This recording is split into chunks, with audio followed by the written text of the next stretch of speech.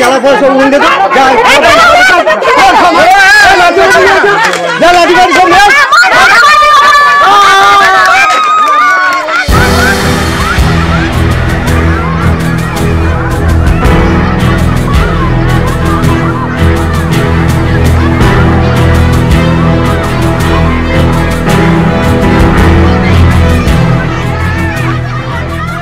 বাংলায় কি শান্তিতে হরিনামও করা যাবে না? বীরভূমের শিউরিতে বারুইপুর গ্রামের একটি ঘটনায় এই প্রশ্নই করেছেন গ্রামবাসীরা। তাদের অভিযোগ, হরিসভায় হরিনাম চলাকালীন আচমকাই হামলা চালায় কিছু দুষ্কৃতী। তারা সবকিছু বন্ধ করে দিতে বলে, ভাঙচুর হয় হনুমান মন্দির চত্বরে, আক্রান্ত হন মহিলারাও। এই ঘটনায় স্তম্ভিত এলাকাবাসী।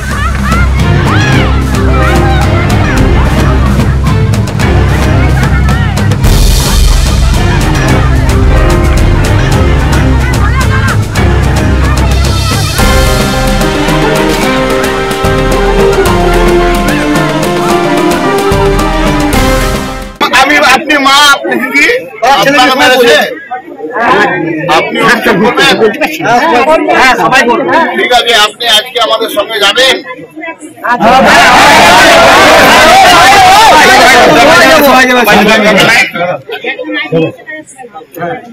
আজকে সঙ্গে সঙ্গে করা হবে।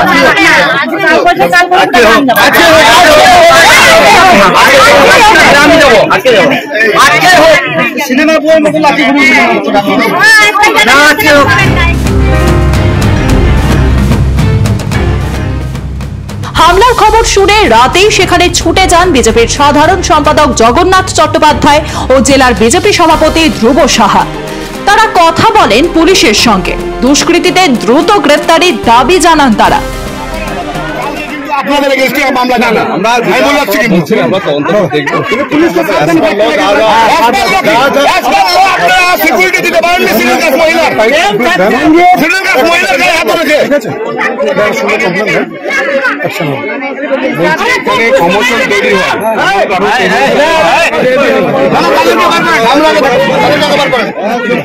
আমরা তাদের যারা বেরিয়ে যাবে তারা কমোশন তৈরি হয় এমন কোন এলিমেন্ট যেন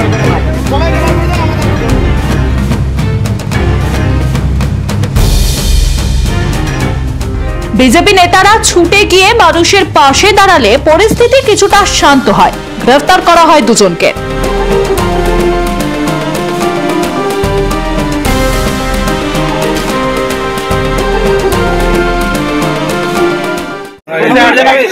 থানার অন্তর্গত বারুইপুর এখানে বৈশাখ মাসে যে সান্ধ্যকালীন হরিনাম হয়, সেই হরিনাম হনুমান মন্দিরে হচ্ছে।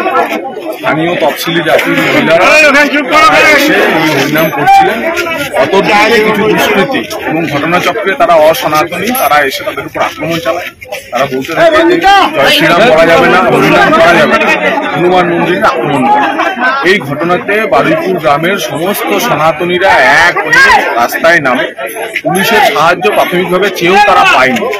তার ফলেতে আমরা যারা হিন্দুত্বের পক্ষে কাজ করি, সনাতনের পক্ষে কাজ করি, তারা ছুটে এসে তাদের সঙ্গে কথা বলেছে। আমাদের মূলত তিনটে দাবি আছে। এক হচ্ছে যারা এই কাণ্ড ঘটিয়েছে তাদের সবাইকে গ্রেফতার করতে হবে। এই বলেছে, ইতিমধ্যেই তারা দুজনকে গ্রেফতার করেছে।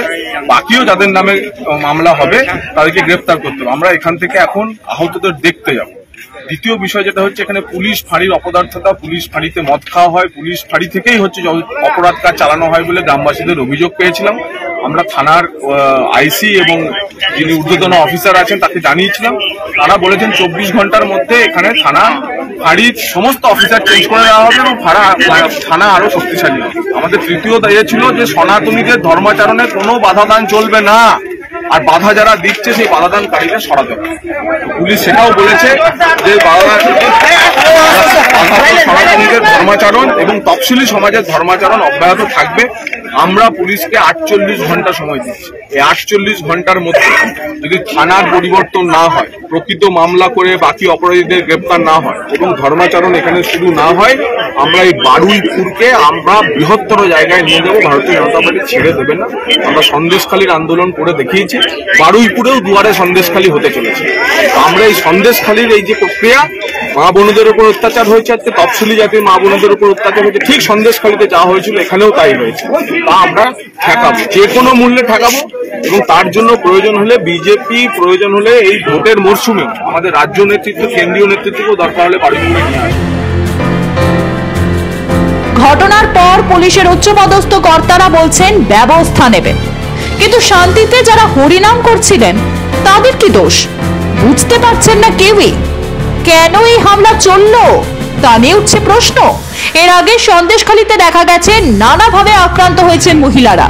এ ধরনের দুষ্কৃতির দেখা মিলছে জেলায় জেলায়, কিন্তু কিভাবে সাহস পাচ্ছেন তারা? প্রশ্ন সেটাই। ব্যুরো রিপোর্ট, মাধ্যম।